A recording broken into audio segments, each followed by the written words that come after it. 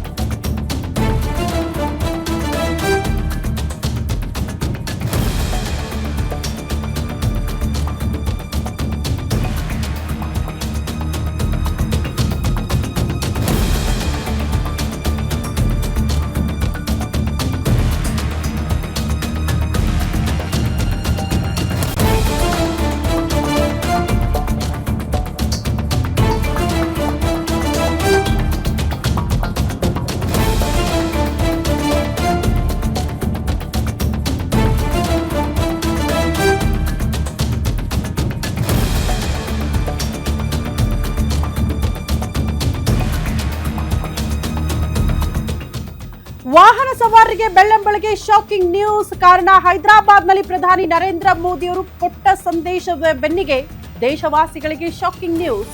ಚಿನ್ನ ದುಬಾರಿ ಬಳಿಕ ಪೆಟ್ರೋಲ್ ಡೀಸೆಲ್ ದರ ಕೂಡ ಹೈಕ್ ಆಗಿದೆ. ಪೆಟ್ರೋಲ್ ಡೀಸೆಲ್ ಪ್ರತಿ ಲೀಟರ್ಗೆ ₹3 ಹೆಚ್ಚಳ ಆಗಿದೆ. ಇವತ್ತಿನಿಂದಲೇ ಈ ದರ ಇಂಪ್ಲಿಮೆಂಟ್ ಕೂಡ ಆಗ್ತಾ ಇದೆ. ಇದರ ಜೊತೆಗೆ ಸಿಎನ್ಜಿ ಬೆಲೆ ಕೂಡ ಏರಿಕೆ ಆಗಿದೆ ಅಂತ ಆಲ್ರೆಡಿ ₹2. ಕೇಂದ್ರ ಸರ್ಕಾರ ಇದ್ರ ಜೊತೆಗೆ ಸಿಎನ್ಜಿ ದರವನ್ನ ಕೂಡ ಹೆಚ್ಚಳ ಮಾಡಿ ಆದೇಶ ಕೊಟ್ಬಿಟ್ಟಿದೆ. ತಕ್ಷಣದಿಂದಲೇ ಪೆಟ್ರೋಲ್ ಡೀಸೆಲ್ ಮತ್ತು ಸಿಎನ್ಜಿ ದರ ಹೆಚ್ಚಳ ಇಂಪ್ಲಿಮೆಂಟ್ ಆಗಬೇಕು. ಬೆಂಗಳೂರಿನಲ್ಲಿ ಪ್ರತಿ ಲೀಟರ್ ಪೆಟ್ರೋಲ್ಗೆ ₹106.17. ಅದೇ ರೀತಿ ₹3 ಡೀಸೆಲ್ ನಲ್ಲೂ ಕೂಡ ದರ ಏರಿಕೆ ಆಗಿದೆ. ವಾಹನ ಸವಾರರಿಗೆ ಬೆಳ್ಳಂಬೆಳಿಗ್ಗೆ ತಮ್ಮ ವಾಹನ ಇಟ್ಕೊಂಡು ರಸ್ತೆಗಳಿದ್ರೆ ಪೆಟ್ರೋಲ್ ಹಾಕ್ಸನಪ್ಪ ಡೀಸೆಲ್ ಹಾಕ್ಸನ ಅಂತ ಪೆಟ್ರೋಲ್ ಬಂಕ್ಗಳಿಗೆ ಹೋದ್ರೆ ಹೆಚ್ಚುವರಿಯಾಗಿ ಪ್ರತಿದಿನ ಕೊಡೋ ದುಡ್ಡಿಗಿಂತ ಕೂಡ ₹3 ಹೆಚ್ಚಳವಾಗಿ ಕೊಟ್ಟು ಪೆಟ್ರೋಲ್ ಮತ್ತು ಡೀಸೆಲ್ ಅನ್ನ ಹಾಕಿಸ್ಕೊಳ್ಬೇಕಾದಂತಹ ಪರಿಸ್ಥಿತಿ ವಾಹನ ಸವಾರರಿಗಿದೆ. ಹಂಗಂದ ಮಾತ್ರಕ್ಕೆ ಪ್ರಧಾನಿ ನರೇಂದ್ರ ಮೋದಿ ಅವರು ಹೇಳ್ಬಿಟ್ರು, ಅದೇ ಕಾರಣಕ್ಕೆ ಜಾಸ್ತಿ ಮಾಡ್ಬಿಟ್ರು, ನಮ್ಮ ಮೇಲೆ ಹೊರೆ, ಹಂಗಲ್ಲ. ಕೇಂದ್ರ ಹೇಳ್ತಾ ಇದೆ, ಕ್ಲಾರಿಟಿ ಕೊಡ್ತಾ ಇದೆ, ಅಂತಾರಾಷ್ಟ್ರೀಯ ಮಟ್ಟದಲ್ಲಿ ಕಚ್ಚಾ ತೈಲ ದರ ಜಾಸ್ತಿ ಆಗಿರೋದ್ರಿಂದ ಅದರ ಇಂಪ್ಯಾಕ್ಟ್ ಇದು ಅಂತ. ಅದ್ರ ಜೊತೆಗೆ ಕೊಲ್ಲಿ ರಾಷ್ಟ್ರಗಳ ಮಧ್ಯದ ಯುದ್ಧ ಇಡೀ ದೇಶದ ಜನರಿಗೆ ಗೊತ್ತಿರುವಂತಹ ವಿಚಾರ. ತೈಲ ಮತ್ತು LPGಗಳ ಸಾಗಾಟನೇ ನಿಂತು ಹೋಗ್ಬಿಟ್ಟಿದೆ, ಸಮಸ್ಯೆಗಳಾಗ್ತಾ ಇದೆ ಅಂತ. ಸೊ ಅದರ ಹೊರೆ ಕೂಡ ಜನಸಾಮಾನ್ಯರು ಫೇಸ್ ಮಾಡಲೇಬೇಕಾದಂತಹ ಅನಿವಾರ್ಯತೆ.